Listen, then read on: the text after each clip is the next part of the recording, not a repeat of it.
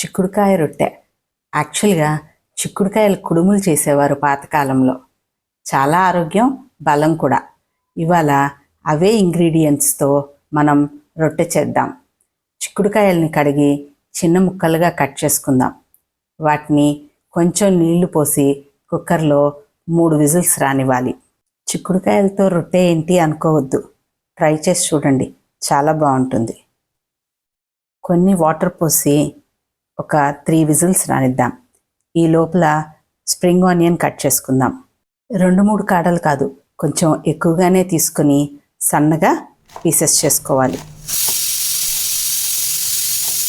Whistle కూడా వచ్చేసింది కదా. ఇప్పుడు స్ప్రింగ్ ఆనియన్ని ఒక మిక్సింగ్ బౌల్లోకి తీసుకుందాం. ఒక 4 పచ్చిమిర్చిని మెత్తగా దంచి పేస్ట్ చేసుకోండి. దాన్ని కూడా స్ప్రింగ్ ఆనియన్ బౌల్లోకి వేసేయండి.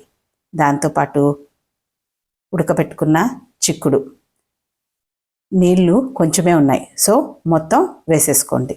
ఎక్కువ ఉంటే కొన్ని ఆపండి, తర్వాత పిండి కలిపేటప్పుడు వేసుకోవచ్చు. దాంతోపాటు నువ్వులు, కొంచెం జీలకర్ర, ఇంకా మీ టేస్ట్కి సరిపోను సాల్ట్.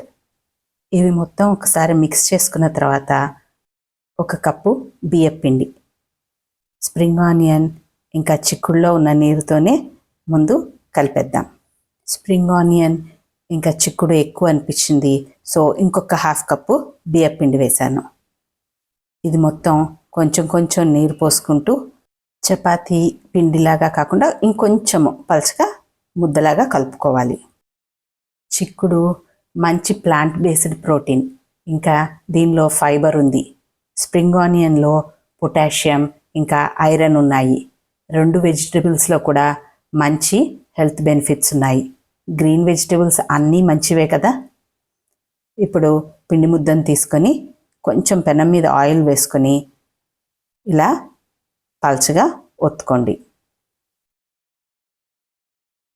చేతికి కూడా కొంచెం ఆయిల్ రాసుకుంటే మీరు చేతికి పిండి అంటుకోకుండా ఈజీగా ఒత్తేసుకోవచ్చు.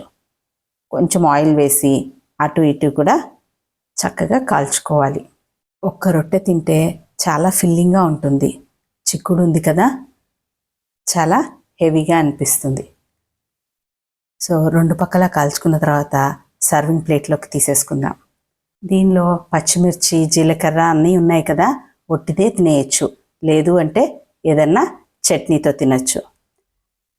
పిల్లలు స్కూల్ నుంచి రాగానే ఇలా చిన్న చిన్నగా రొట్టెలు చేసి వాళ్ళకి టమాటో సాస్తో ఇస్తే స్నాక్ లాగా కూడా, ఈవినింగ్ స్నాక్ లాగా వాళ్ళకి బాగుంటుంది.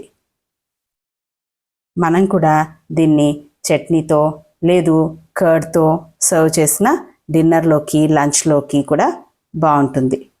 ఇదండి చిక్కుడు రొట్టెల స్టోరీ. నచ్చిందా?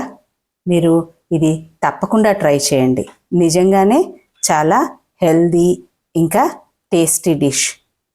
Thank you.